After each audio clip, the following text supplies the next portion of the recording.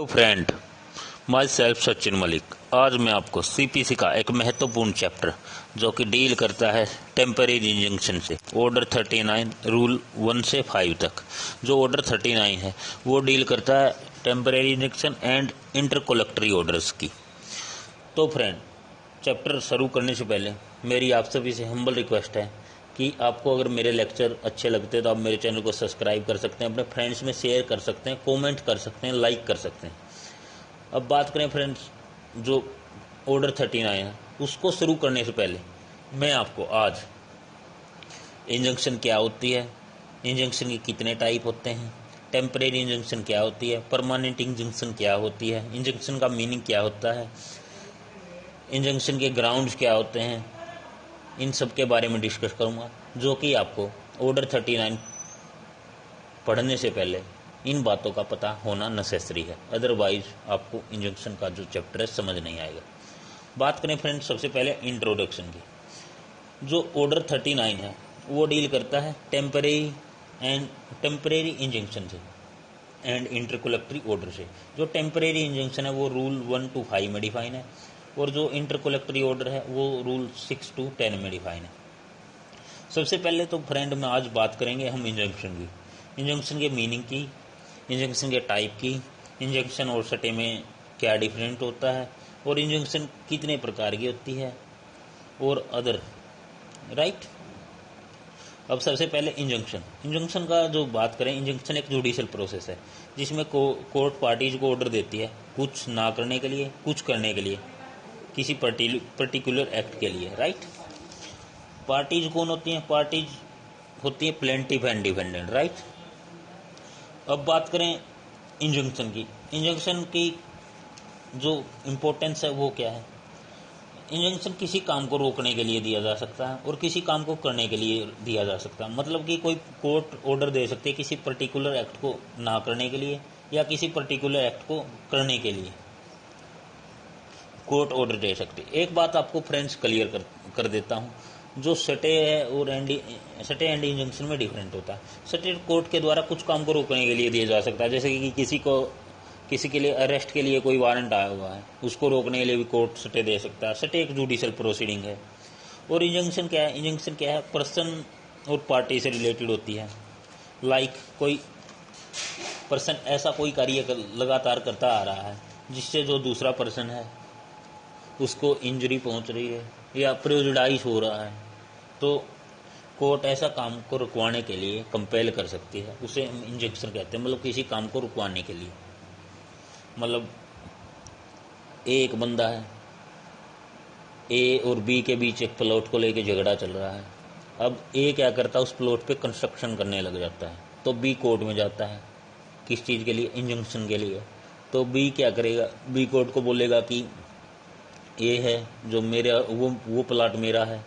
ए बोलता है ये प्लाट मेरा है, तो बी बोलेगा कि जो बी कोर्ट में जाएगा तो कोर्ट देखेगी कि बी को क्या इंजरी है। अगर उसकी एप्लीकेशन डिसमिस कर देंगे हम इंजंक्शन की, अगर उसकी अलाउड कर दी तो ए को क्या प्रोडाइस है, तो कोर्ट अपनी डिस्क्रिशनरी पावर करेगा कि उसको बी को इंजंक्शन ग्रांट करनी है या नहीं, या बी को इंजंक्शन ग्रांट करनी है। ठीक है, ये सब बातें इंजंक्शन कहलाती हैं। अब बात करें फ्रेंड्स इंजंक्शन के पर्पज की। इंजंक्शन का जो पर्पज है वो क्या होता है? प्रॉपर्टी के राइट को परस्यू करना। जब तक पार्टी के राइट कंक्लूसिव तरीके से उनके राइट कोर्ट डिटरमाइन ना कर दे तो क्या करेगी कोर्ट? उनके राइट को परस्यू करेगी। मतलब जो प्लाट वाला एग्जाम्पल दिया था, जैसे ए ने बी का प्लाटों को लेके झगड़ा चला, ए और बी का प्लाट को लेके झगड़ा चला। अब बी उस प्लाट पे मकान बनाना शुरू कर देता है। अब ए कोर्ट में सूट फाइल कर देता है इंजंक्शन का, तो कोर्ट इंजंक्शन के केस में दो चीज़ देखेगी, फर्स्ट इंजरी, सेकंड प्रेजुडाइस। अब बात करें इंजरी की। इंजरी अगर प्लेंटिव की जो एप्लीकेशन है, जो इंटरिम इंजंक्शन की एप्लीकेशन डिसमिस हो जाती है, तो कोर्ट देखेगी कि जो प्लेंटिव है उसको क्या रेमेडी पहुंचेगी, मतलब क्या इंजरी पहुंचेगी। और अगर जो डिफेंडेंट है, अगर उसकी एप्लीकेशन, जो प्लेंटिव है उसकी एप्लीकेशन अलाउड हो जाती है और जो डिफेंडेंट है उसके फेवर में आ जाती है, तो कोर्ट देखेगी कि जो डिफेंडेंट है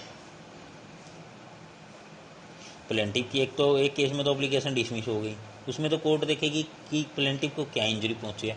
अगर उसी कंडीशन में प्लेंटिव की अगर डिसमिस की जगह एप्लीकेशन अलाउड हो जाए तो ये देखेगी कि डिफेंडेंट को इससे क्या प्रिजुडाइज होगा। तो ये दो बातें कोर्ट जरूर देखेगी।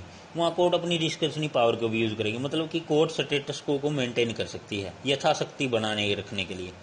तो कोर्ट क्या बोलेगी कि जब तक केस का फाइनल डिसीजन नहीं आ जाता तो कोर्ट स्टेटस को कर सकती है कि जो प्रॉपर्टी है वो ऐसे ही रखो, राइट, जब तक कोर्ट उनके कंक्लूजन राइट को डिटरमाइन नहीं कर देती, राइट।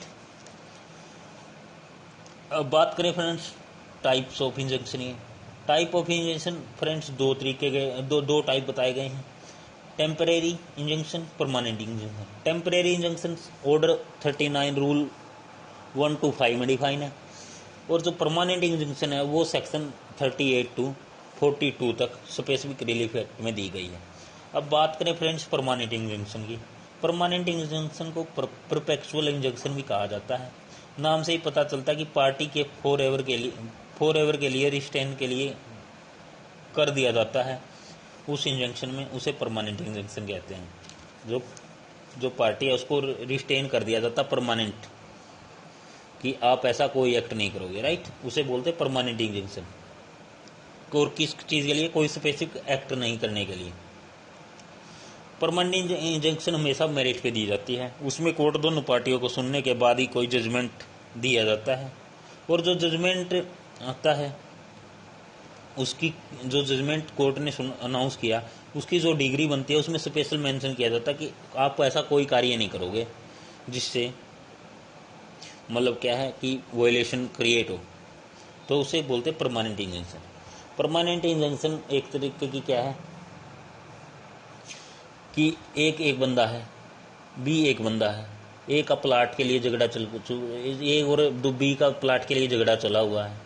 अब बी परमानेंट इंजंक्शन के लिए सूट फाइल कर देता। अब कोर्ट दोनों पार्टियों की सुनेगी और सुनने के बाद डिसाइड करेगी कि मेरिट पे कि जो ए है उसके खिलाफ परमानेंट इंजंक्शन दिया जाए या नहीं। अगर दे देती है तो वो क्या करेगी, कोर्ट परमानेंट इंजंक्शन देने के बाद केस को एविडेंस के लिए लेके आएगी। एविडेंस में भी अगर प्लेंट जो बी का केस डिग्री हो जाता है तो उसकी डिग्री में स्पेशल मेंशन करेगी परमानेंट इंजंक्शन का ऑर्डर को, राइट। और अब बात करें temporary injunction. Temporary injunction case के फाइनल तक दिया जाता है। ये जरूरी नहीं होता कि मेरिट के बेस पे हो, और इसे एक्स पार्टी भी दिया जा सकता है। टेम्परेरी इंजंक्शन सूट में किसी भी स्टेज पे ग्रांट किया जा सकता है। अब बात करें फ्रेंड्स परमानेंट इंजंक्शन और टेम्परेरी इंजंक्शन के डिफरेंस की। टेम्परेरी इंजंक्शन सूट के किसी भी स्टेज पे दिया जाता है, परमानेंट इंजंक्शन सूट के किसी भी स्टेज पे नहीं दिया जा सकता। वो एक ही बार मेरिट पे सुनेगी कोर्ट और उसी पे वहाँ पे डिसाइड कर देगी, राइट। दूसरा क्या, जो टेम्परेरी इंजंक्शन है वो फाइनल ऑर्डर तक वो फाइनल केस की फाइनल स्टेज तक दिया जा सकता है, जो कि परमानेंट इंजंक्शन है वो केस में परमानेंट दिया जाता है, राइट। और जो टेम्परेरी इंजंक्शन है वो एक्स पार्टी भी दिया जा सकता है, लेकिन परमानेंट इंजंक्शन मेरिट के आधार पर ही दिया जाता है। टेम्परेरी इंजंक्शन कोर्ट किसी भी स्टेज पे दे सकती है केस के, लेकिन परमानेंट इंजंक्शन एक ही बार दिया जाएगा कोर्ट के द्वारा, राइट। ये डिफरेंस था। अब टेम्परेरी इंजंक्शन को भी डिवाइड किया गया है, प्रिवेंटिव और प्रोबेटिव और रिस्पेक्टिव इंजंक्शन भी कह सकते हैं इसे। प्रोबेटिव इंजंक्शन वो होती है कि पार्टी को कुछ करने के लिए, बचाने के लिए, प्रिवेंट करना के लिए भी कहा जाता है। ये नहीं करना, मतलब फॉर एग्जांपल प्रोबेटेड इंजंक्शन कि आप कोई कार्य कर रहे हो तो कोर्ट आपको बोल सकती है कि आपको ऐसा कोई कार्य नहीं करना है। जैसे कि आप किसी की प्रॉपर्टी को डैमेज कर रहे हो तो कोर्ट आपको रोक सकती है कि आप ऐसा कोई कार्य नहीं करोगे जिससे प्रॉपर्टी डैमेज हो, राइट। उसे प्रोहिबिटेड इंजंक्शन बोलते हैं। अब करें मैंडेटरी इंजंक्शन। इस इंजंक्शन में पार्टी को फोर्स कर सकते हैं, किसके लिए, कंपेल करने के लिए ऑर्डर को, आपको ये नहीं करना। अब इंजंक्शन है, इंजंक्शन को भी दो पार्ट में डिवाइड कर दिया गया आगे टेम्परेरी इंजंक्शन, एड इंटेरिम और इंटेरिम। इंटेरिम को टेम्परेरी इंजंक्शन ही कहा जाता है। एड इंटेरिम क्या है, जब कोर्ट के सामने मैंने जो इंटेरिम और टेम्परेरी इंजंक्शन एप्लीकेशन दी है ना, वो पूरी तरह से फाइनल नहीं है। उस एप्लीकेशन को फाइनल डिस्पोज ऑफ नहीं किया गया है कोर्ट के द्वारा, ऑर्डर नहीं दिया गया है, तो वो आपको एड इंटरम इंजेक्शन कहा जाएगा अगर उस एप्लीकेशन के बीच में कोई कोर्ट ऑर्डर कर देती है लेकिन उस एप्लीकेशन को फाइनल डिसाइड नहीं करती है, उसे एड इंटरम इंजेक्शन कहा जाता है। अब बात करें इंटरम इंजेक्शन की। एड इंटरम इंजेक्शन क्या है? ये प्लेंटिव भी फाइल कर सकता है और डिफेंडेंट भी, दोनों में से कोई भी फाइल कर सकता है। हाँ, लेकिन ये इंजेक्शन थर्ड पार्टी या स्ट्रेंजर के अगेंस्ट नहीं दिया जा सकता। कौन सा? Interim injection. Interim against suit में पार्टी अगेंस्ट नहीं दिया जा सकता। कोर्ट के officer, judicial officer, administration officer के अगेंस्ट भी इंजेक्शन नहीं दिया जा सकता। कौन सा injection? Interim injection. Interim injection कोई भी फाइल कर सकता है, डिफेंडेंट या प्लेंटिव। ये इसमें डिफरेंस था। एड, अब दोबारा से मैं सिंपली वे में बता दूं, एड इंटरम तो वो होता है कि जो टेम्परेरी और इंटरम इंजंक्शन है ना, वो कोर्ट में चल रही है लेकिन वो फाइनली डिस्पोज ऑफ नहीं हुई है, उसके बीच में कोर्ट कोई ऑर्डर दे देता है, उसको बोलते हैं एड इंटरम एप्लीकेशन। और जो इंटरम एप्लीकेशन होती है, इंजेक्शन होती है, वो क्या होती है? वो डिफेंडेंट भी फाइल कर सकता है, प्लेंटिव भी फाइल कर सकता है। किसके अगेंस्ट नहीं कोई ऑर्डर कर सकती कोर्ट? या तो एक तो स्ट्रेंजर के अगेंस्ट नहीं उसमें कोई ऑर्डर करेगी, थर्ड पार्टी अगेंस्ट नहीं कोई ऑर्डर किया जा सकता, जुडिशियल ऑफिसर के अगेंस्ट नहीं किया जा सकता, एडमिनिस्ट्रेशन ऑफिसर के अगेंस्ट नहीं किया जा सकता, कोर्ट के ऑफिसर के अगेंस्ट नहीं किया जा सकता इंटरम इंजेक्शन में कोई ऑर्डर, राइट। और फ्रेंड, जो टेम्परेरी इंजेक्शन है वो ऑर्डर 39 रूल में डिफाइन है और रूल 1 to रूल 5 में डिफाइन है। Permanent injection specific relief act के सेक्शन 38 to 42 तक डिफाइन है। उम्मीद करूंगा फ्रेंड आज आपको मेरा ये लेक्चर समझ में आया होगा। नेक्स्ट लेक्चर में हम ऑर्डर 39 रूल 1 से रूल 5 तक पढ़ेंगे। आज आपके लिए इंट्रोडक्शन था, टेम्परेरी इंजेक्शन क्या होती है, एड इंटरम इंजेक्शन क्या होती है, इंटरम इंजेक्शन क्या होती है, परमानेंट इंजेक्शन क्या होती है, इंजेक्शन के इंट्रोडक्शन के बारे में बात थी, टाइप्स के बारे में बात थी, मीनिंग के बारे में बात थी। उम्मीद करूँगा फ्रेंड आज मेरे द्वारा दिया गया लेक्चर आपको समझ में आया होगा। Thank you so much.